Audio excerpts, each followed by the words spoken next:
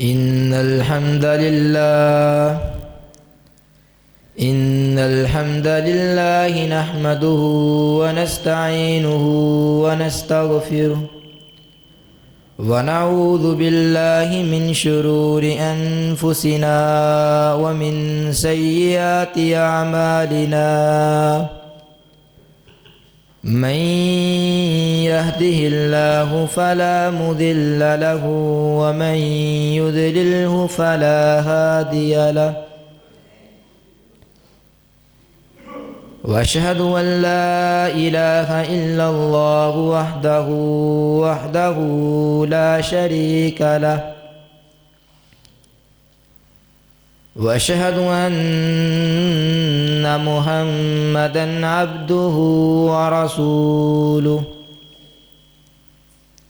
أما بعد فإن خير الحديث كتاب الله وخير الهدي هدي محمد صلى الله عليه وسلم وشر الأمور محدثاتها وكل محدثة بدعة وكل بدعة ضلالة وكل ضلالة في النار. رضيت بالله ربا وبمحمد رسولا وبالإسلام دينا. اللهم صل على محمد وعلى آل محمد كما صليت على إبراهيم وعلى آل إبراهيم إنك حميد مجيد. اللهم بارك على محمد وعلى آل محمد كما باركت على إبراهيم وعلى آل إبراهيم إنك حميد مجيد. فأعوذ بالله السميع العليم من الشيطان الرجيم. بسم الله الرحمن الرحيم. يا أيها الذين آمنوا اتقوا الله وقولوا قولا سديدا يصلح لكم أعمالكم ويغفر لكم ذنوبكم ومن يطع الله ورسوله فقد فاز فوزا عظيما. يا أيها الذين آمنوا اتقوا حق تقاته ولا تموتن إلا وأنتم مسلمون.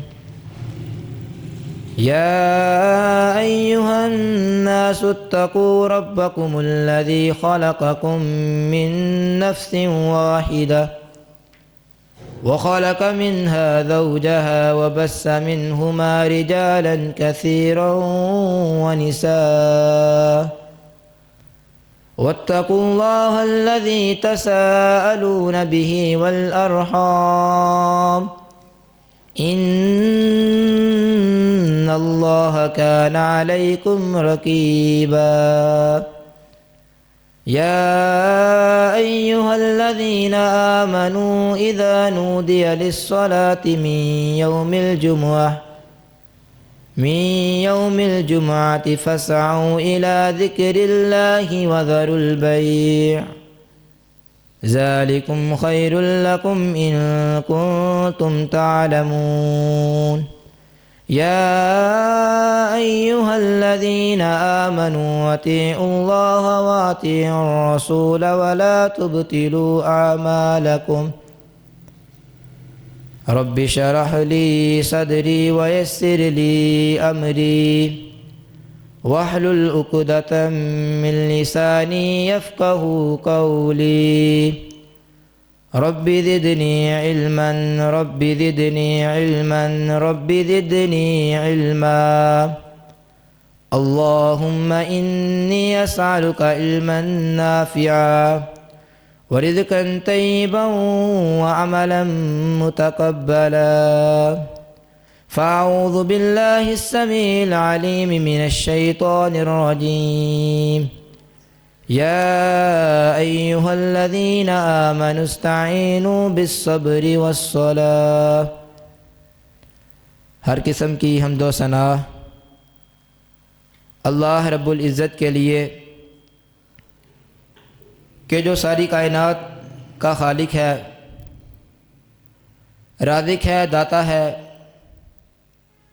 ان اللہ علی کل شیء قدیر ہے، فعال لما یرید ہے.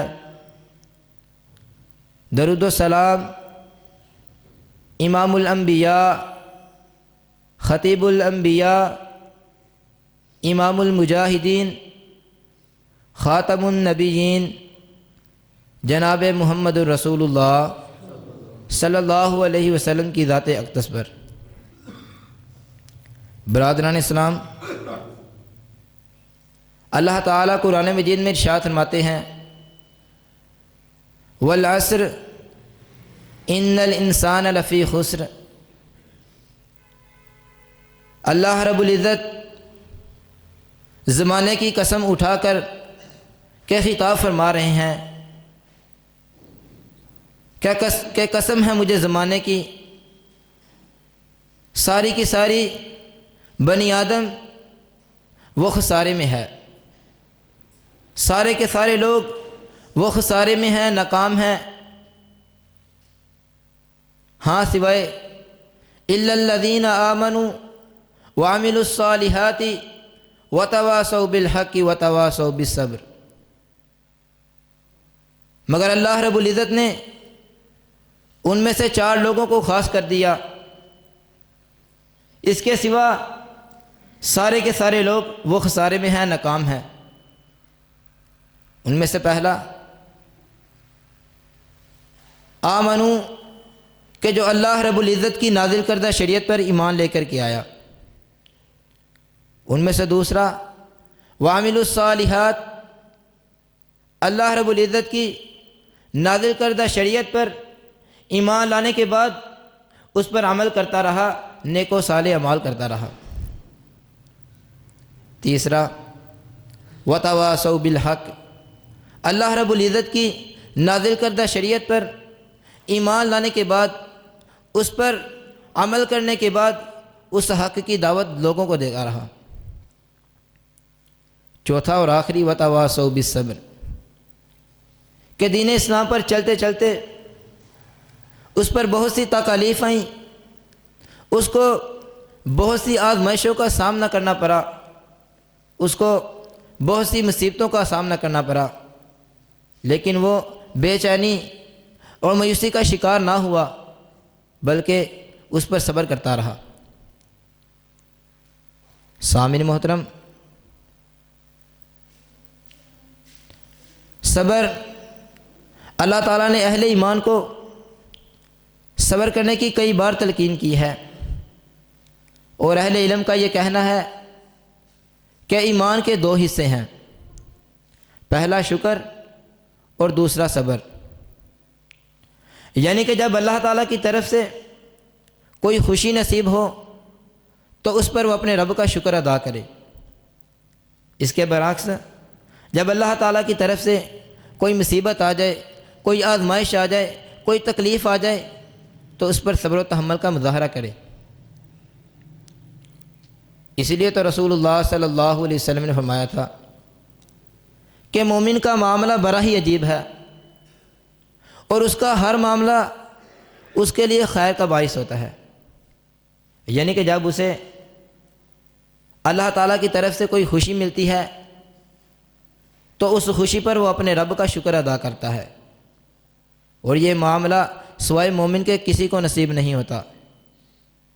اور جب اسے اللہ تعالیٰ کی طرف سے کوئی آزمائش آ جاتی ہے، کوئی مصیبت آ جاتی ہے تو اس پر وہ صبر و تحمل کا مظاہرہ کرتا ہے، بے چینی اور مایوسی کا شکار نہیں ہوتا. اور یہاں پر ہمیں ایک بات معلوم ہونی چاہیے کہ صبر سب سے بڑی خیر ہے، اس سے بڑھ کر کوئی خیر نہیں. جیسا کہ ابو سعید الخدری رضی اللہ تعالیٰ عنہ بیان کرتے ہیں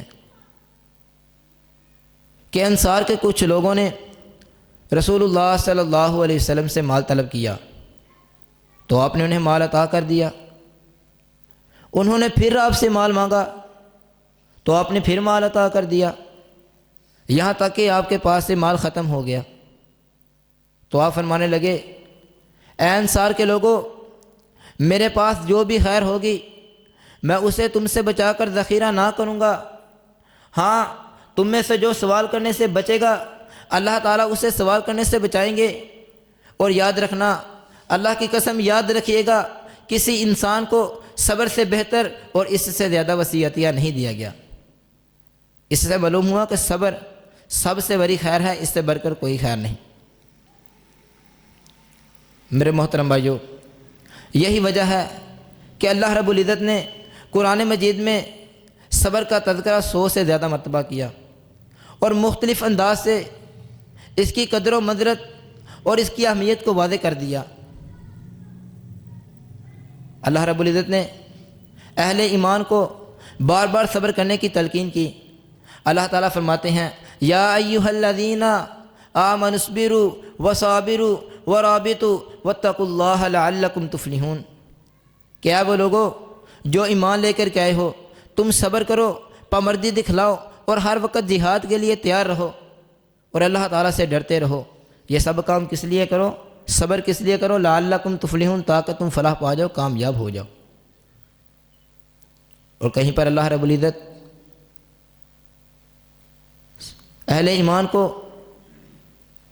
صبر کرنے کی تلقین کرتے ہوئے، حکم دیتے ہوئے یوں ارشاد فرماتے ہیں کہ یا ایھا الذین آمنوا استعینوا بالصبر والصلاۃ، اے وہ لوگوں جو ایمان لے کر کے آئے ہو، تم اللہ تعالیٰ سے مدد طلب کرو صبر کے ساتھ اور نماز کے ساتھ۔ حضرات، اس آیت کریمہ سے صبر کی قدر و منزلت اور اس کی اہمیت کا اندازہ لگایا جا سکتا ہے کہ جہاں پر اللہ رب العزت نے نماز کا تذکرہ کیا ہے وہیں ساتھ صبر کا تذکرہ کیا ہے۔ ایک اور مقام پر اللہ رب العزت نے نماز اور صبر کا تذکرہ ایک ساتھ کیا۔ سورہ بقرہ کی آیت 45 ہے، اللہ تعالیٰ فرماتے ہیں، وَاسْتَعِینُوا بِالصَّبْرِ وَالصَّلَاةِ، تم اللہ تعالیٰ سے مدد طلب کرو صبر کے ساتھ اور نماز کے ساتھ۔ ان دونوں آیات میں اللہ تعالیٰ نے نماز اور صبر کو ایک ساتھ ذکر کیا۔ اور آپ یہ جانتے ہیں کہ نماز ادا کرنا کتنا بڑا عمل ہے، نماز ادا کرنا کتنا ہی اہم عمل ہے، بلکہ ارکان اسلام کا پہلا رکن ہی نماز ہے، اور نماز ادا کرنا تو فرض ہے۔ تو اللہ تعالیٰ نے نماز اور صبر کو ایک ساتھ ذکر کیا۔ اس سے معلوم ہوا کہ جتنا بڑا عمل نماز ادا کرنا ہے، اتنا ہی بڑا عمل صبر کرنا ہے۔ حضرات دین شام، صبر اللہ کے نزدیک بڑا ہی اعلیٰ، اونچا، عمدہ اور عظیم الشان عمل ہے کہ اللہ رب العزت نے صبر کرنے والوں کو بہت سی بشارتوں سے نوازا اور ان پر بہت سے انعام کیے۔ اور جو اللہ کی خاطر صبر کرتا ہے پھر اس کے بہت سارے فوائد ہیں۔ پہلا فائدہ کہ اللہ رب العزت صبر کرنے والوں سے اپنی محبت کا اظہار کرتے ہیں۔ اللہ تعالیٰ صبر کرنے والوں سے محبت کرتے ہیں، واللہ یحب الصابرین، کہ میں صبر کرنے والوں سے محبت کرتا ہوں۔ دوسرا فائدہ کہ اللہ رب العزت صبر کرنے والوں کو ان کا اجر بغیر حساب کے دیے جا رہے ہیں۔ انما یوفی الصابرون اجرہم بغیر حساب، ہم صبر کرنے والوں کو ان کا اجر بغیر حساب کے دیے جاتے ہیں۔ تیسرا فائدہ کہ اللہ رب العزت صبر کرنے والوں کو بشارت دیتے ہیں کہ ان کا اجر و ثواب ضائع نہیں کیا جائے گا، کہ جو انہوں نے صبر کیا ان کا صبر ضائع نہیں کیا جائے گا۔ انہ من یتقی ویصبر فإن اللہ لا یضیع اجر المحسنین، بے شک جو اللہ تعالیٰ سے ڈرتا ہے اور صبر کرتا ہے تو اللہ صبر کرنے والوں کے اجر و ثواب کو ضائع نہیں کرتے۔ چوتھا فائدہ کہ اللہ رب العزت صبر کرنے والوں کو آخرت میں بہترین بدلہ عطا کریں گے۔ ارشاد باری تعالیٰ ہے، وَلَنَجْزِيَنَّ الَّذِينَ صَبَرُوا أَجْرَهُمْ بِأَحْسَنِ مَا كَانُوا يَعْمَلُونَ، اور ہم صبر کرنے والوں کو بہترین بدلہ دیں گے، ہم صبر کرنے والوں کو ان کے اعمال سے کچھ زیادہ دیں گے، اور یہ بہترین بدلہ ہوگا، جنت کے بالا خانے ہوں گے۔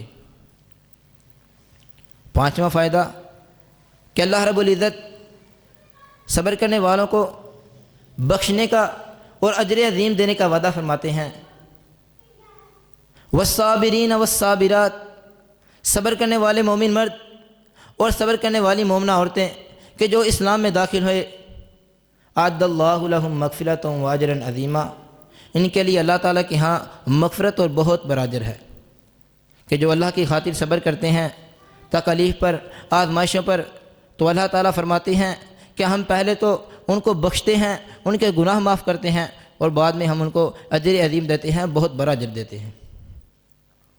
صبر کرنے کا چھٹا فائدہ کہ صبر کرنے سے دنیا و آخرت کی کامیابی ہے۔ وبشر الصابرین، خوشخبری ہے صبر کرنے والوں کے لیے۔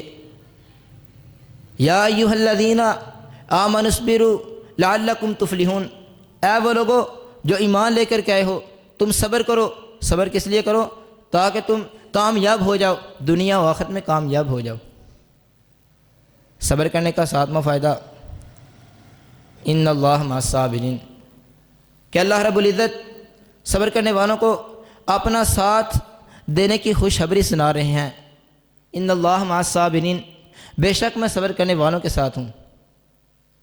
حضرات، اس آیت کریمہ میں اللہ تعالیٰ خود فرما رہے ہیں کہ میں صبر کرنے والوں کے ساتھ ہوں، تو پھر یاد رکھنا جس کو اللہ تعالیٰ کا قرب حاصل ہو جائے، یاد رکھنا جس کو اللہ تعالیٰ کا ساتھ مل جائے، اس کو کسی دوسرے سہارے کی ضرورت نہیں رہتی۔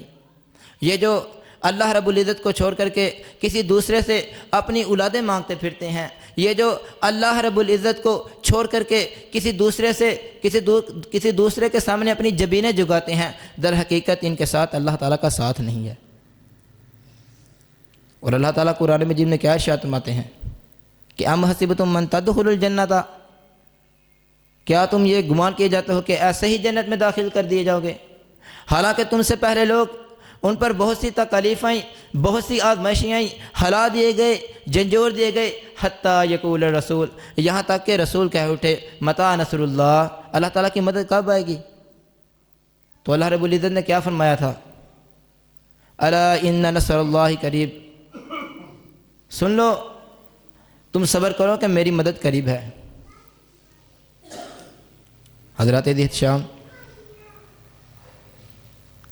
آپ صحابہ کرام رضی اللہ تعالی عنہم اجمعین کی زندگی کی تاریخ کا مطالعہ کیجئے کہ ان پر بہت سی تکالیف آئیں، ان کو بہت سی مصیبتوں کا سامنا کرنا پڑا، اللہ رب العزت نے ان کو بہت طریقوں سے آزمایا، لیکن کمال تھے صحابہ کہ ہر تکلیف، ہر آزمائش پر کامیاب نکلے۔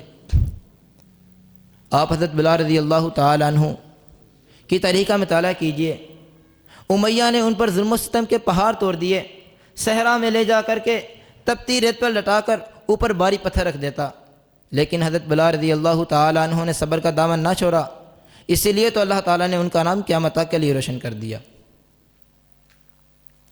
پھر دنیا نے دیکھا وہ چلتے تو زمین پر تھے، ان کے قدموں کی آہٹ جنت کے بالا خانوں میں سنائی دیتی تھی۔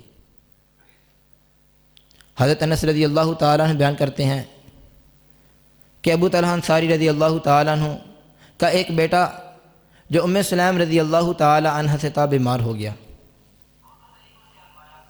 پھر وہ اس وقت فوت ہوا کہ جب ابو طلحہ انصاری رضی اللہ تعالیٰ عنہ گھر نہ تھے۔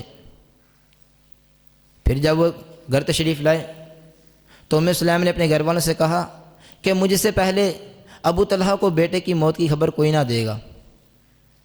جب ابو طلحہ انصاری رضی اللہ تعالیٰ عنہ گھر تشریف لائے تو ام سلیم رضی اللہ تعالیٰ عنہ نے ان کے آگے کھانا پیش کیا، تو ابو طلحہ نے کہا کہ اب میرا بیٹا کیسا ہے، کیا اب وہ ٹھیک ہے؟ تو ام سلیم نے کہا شاید کہ وہ اب سے زیادہ راحت میں ہے۔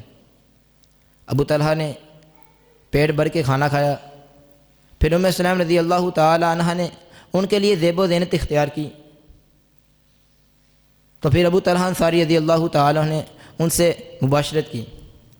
رات کو سو کر کے جب صبح کو اٹھے تو ام سلیم رضی اللہ تعالیٰ عنہ نے کہا کہ اے ابو طلحہ، کیا کسی آدمی نے کسی کے پاس کوئی اداری چیز دے رکھی ہو، پھر جب وہ اپنی چیز واپس لینے کا مطالبہ کرے تو کیا کسی آدمی کو یہ زیب دیتا ہے کہ وہ اس کی چیز واپس نہ لٹائے؟ تو ابو طلحہ کہنے لگے نہیں، یہ کسی آدمی کو زیب نہیں دیتا۔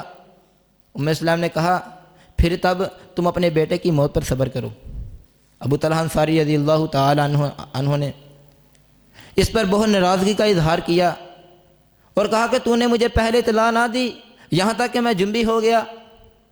بعد ازاں آپ نے رسول اللہ صلی اللہ علیہ وسلم کے ساتھ فجر کی نماز ادا کی تو سارے واقعہ کی خبر آپ کو دی، تو آپ نے فرمایا لعل اللہ ان یبارک لکما فی لیلتکما، شاید کہ اللہ تم دونوں کی رات میں برکت دے۔ سفیان راوی حدیث بیان کرتے ہیں کہ ایک انصار کے آدمی نے انہیں بتلایا تھا کہ میں نے ابو طلحہ انصاری رضی اللہ تعالیٰ عنہ کے 9 بیٹے دیکھے جو سب کے سب حافظ قرآن تھے۔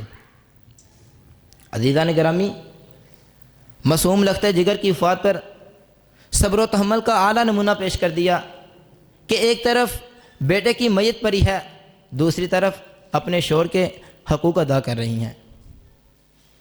کاش کہ آج کے دور میں ہماری خواتین بھی ام سلیم رضی اللہ تعالی عنہ کے نقش قدم پر چلتے ہوئے ایسے مواقع پر رونے پیٹنے اور بے چینی مایوسی کا اظہار کرنے کی بجائے صبر و تحمل کا اظہار کریں، کیونکہ رسول اللہ صلی اللہ علیہ وسلم نے فرمایا تھا کہ نوحہ کرنے والے جہنم میں جائیں گے۔ جو اللہ تعالیٰ کے فیصلوں پر روتے پیٹتے ہیں ایسے لوگ جہنم میں جائیں گے، اس کے برعکس جو اللہ تعالیٰ کے فیصلوں پر صبر کرتے ہیں ایسے لوگ جنت میں جائیں گے۔ ابو موسیٰ اشعری رضی اللہ تعالیٰ عنہ بیان کرتے ہیں رسول اللہ صلی اللہ علیہ وسلم نے فرمایا تھا کہ جب کسی آدمی کا بیٹا فوت ہو جاتا ہے تو اللہ تعالیٰ فرشتوں سے پوچھتے ہیں کہ تو نے میرے بندے کے بیٹے کو قبض کر لیا؟ تو فرشتے کہتے ہیں ہاں۔ تو نے میرے بندے کے بیٹے کو فوت کر دیا؟ تو فرشتے کہتے ہیں ہاں۔ تو پھر اللہ تعالیٰ کہتے ہیں تب میرے بندے نے کیا کہا؟ تو فرشتے کہتے ہیں اے اللہ، اس نے بے چینی مایوسی کا اظہار نہ کیا، اس نے تیرے فیصلے پر شکوہ شکایت نہ کیا، بلکہ اس نے تیرا شکر ادا کرتے ہوئے انا للہ و انا الیہ راجعون پڑھا۔ تو اللہ تعالیٰ فرماتے ہیں کہ اس کے لیے جنت میں ایک محل تیار کر دو، جنت میں ایک گھر تیار کر دو اور اس کا نام رکھ دو شکرانے کا گھر۔ حضرات، یہ تھا صحابہ کرام رضی اللہ تعالیٰ عنہم اجمعین کہ زندگی کے کچھ واقعات۔ سامعین محترم، خود نبی کریم صلی اللہ علیہ وسلم پر بہت سی تکالیف آئیں، بہت سی آزمائشیں آئیں۔ چنانچہ حضرت عائشہ رضی اللہ تعالیٰ عنہ بیان کرتی ہیں کہ ایک دن میں نے رسول اللہ صلی اللہ علیہ وسلم سے سوال کیا، اے اللہ کے نبی، کیا آپ پر یوم احد سے زیادہ سخت دن کوئی آیا ہے؟ تو آپ کہنے لگی ہاں عائشہ، مجھ پر یوم احد سے زیادہ سخت دن آیا ہے۔ کون سا یوم احد کہ جس میں آپ کے دانت مبارک شہید کر دیے گئے؟ کون سا یوم احد کہ جس میں آپ کے سر مبارک کو زخمی کر دیا گیا؟ آپ کہنے لگے ہاں عائشہ، مجھ پر یوم احد سے زیادہ سخت دن آیا ہے جب میں طائف کے عباشوں کو، طائف کے سرداروں کو اسلام کی طرف دعوت دینے کے لیے گیا تو ان کے سرداروں کی طرف سے مجھے ایک ہی جواب ملا کہ جاؤ ہماری بستی سے نکل جاؤ۔ پھر طائف کے عباشوں نے شور مچاتے ہوئے، گالیاں دیتے ہوئے میرا پیچھا کیا، مجھ پر پتھر برسائے حتیٰ کہ میرا سارا جسم لہو لہان ہو گیا، میری ایڑیاں خون سے بھر گئیں، میرے جوتے میرے پاؤں کے ساتھ چپک گئے کہ میں بھاگتا بھاگتا مقام نجم میں آ کر پہنچا تو میں اوپر کیا دیکھتا ہوں کہ ایک بادل مجھ پر سیف فگن ہے۔ میں اس میں کیا دیکھتا ہوں؟ حضرت جبرائیل علیہ السلام مجھے نظر آ رہے ہیں اور کہتے ہیں اے اللہ کے نبی، آپ کی قوم نے آپ کے ساتھ جو ظلم کیا، آپ کی قوم نے آپ کے ساتھ جو سلوک کیا ہے، اللہ تعالیٰ نے اسے دیکھ لیا ہے۔ اللہ تعالیٰ نے پہاڑوں کے فرشتوں کو آپ کی طرف بھیجا ہے، آپ حکم کیجئے تعمیل کی جائے گی، آرڈر لگائیے، پورا کیا جائے گا۔ چنانچہ اس فرشتے نے مجھ پر سلام کیا، پھر کہنے لگا یا محمد صلی اللہ علیہ وسلم ذالک فیما شئتا، آپ جیسا چاہیں گے ویسا ہی کیا جائے گا۔ ان شئتا، اگر آپ چاہیں، اگر آپ کی منشا ہو، ان اطبق علیہم الاخشبین، میں ان دونوں پہاڑوں کو ملا دوں، یہ طائف والے درمیان میں ہلاک ہو جائیں۔ رسول اللہ صلی اللہ علیہ وسلم نے کیا کیا؟ صبر و تحمل کا ہمارے لیے اعلیٰ نمونہ پیش کر دیا۔ انہوں نے کہا کہ بل ارجو ان یخرج اللہ من اصلابہم من یعبد اللہ ولا یشرک بہ شیئا، کہ نہیں رہنے دو، بلکہ مجھے امید ہے کہ اللہ تعالیٰ ان کی پشتوں سے ان لوگوں کو پیدا کریں گے جو صرف ایک اللہ کی عبادت کریں گے، اس کے ساتھ کسی کو شریک نہ ٹھہرائیں گے۔ سامعین قدر،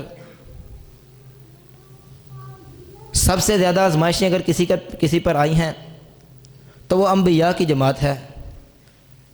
حضرت ابراہیم علیہ السلام جب انہوں نے اپنے باپ سے کہا کہ اذ قال لابیہ یا ابتی لم تعبد ما لا يسمع ولا يبصر ولا یغنی عنک شیئا، اے میرے باپ، تو اس کی عبادت کیوں کرتا ہے جو نہ تو تمہاری سن سکتا ہے، نہ تمہیں دے سکتا ہے، اور نہ تمہارے کچھ کام آ سکتا ہے؟ تو باپ نے کیا کہا؟ لئن لم تنتہی لارجمنک وہجرنی ملیا، اے ابراہیم، کیا تو میرے معبودوں سے بے رخی اختیار کرتا ہے؟